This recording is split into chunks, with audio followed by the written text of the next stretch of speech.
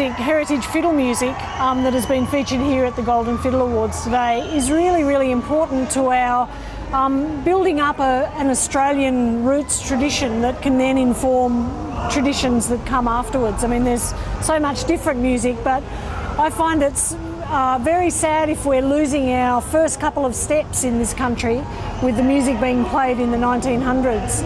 And what happened around the 1930s in country areas, which was interesting, is recorded music was brought in, and the young people that were playing the music were very keen to hear the new stuff, and they discarded the old music. So in a very short time, a bit of a hiccup, we lost about 20 years. We lost that continuity because, of course, music had always been with us, and the music was carried to Australia in the hearts and the hands of Australian immigrants, of course, flooding in. And in fact, Aboriginal people have picked up the same music that is the heritage music I speak of.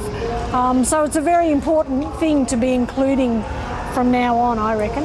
It'd be a very interesting analysis to look at the music that has been brought here from Yorkshire, say in the UK, over 200 years ago, and comparing it with the music that's in Yorkshire now, because to me, that music has taken on a distinct Australian character. It's like it's been aged under the Australian sun, and it's been infused with our lifestyle, our families, our concerns, you know, the challenges we had moving here 250 years ago from the Northern Hemisphere. I mean, that music is a very big statement of our national identity and our history in this country, and I think for a country it's very important for us. Historically, because the music was used in every social situation, it's primarily dance music that I'm bringing back.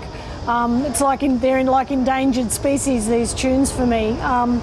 But so a gun fiddler, they call them gun fiddlers, they were the best in the district. They would be playing to a hall full of people, and there was no PA.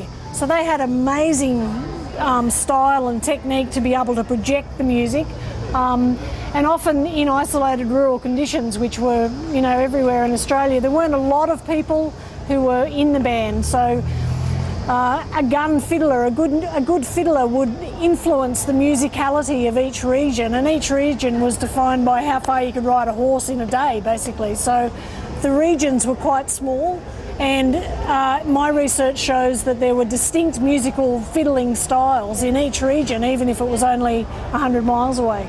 Tell me about playing with Joe Yates. That was a wonderful experience for a young fiddler, as I was then. He was just so delighted to hand over his tunes. He was a lovely man, he was a poet, he loved the bush, he loved animals, he taught me so much about the world as he found it as a young man, and the bush around Sofala and Hill End, not far from here.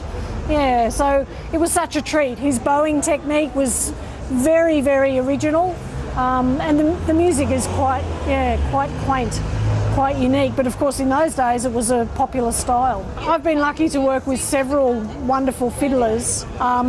They tend to have all passed on now because of the global influence in music. So in the 80s, we were collecting music from 80-year-old, 90-year-old musicians, and unfortunately they're gone now.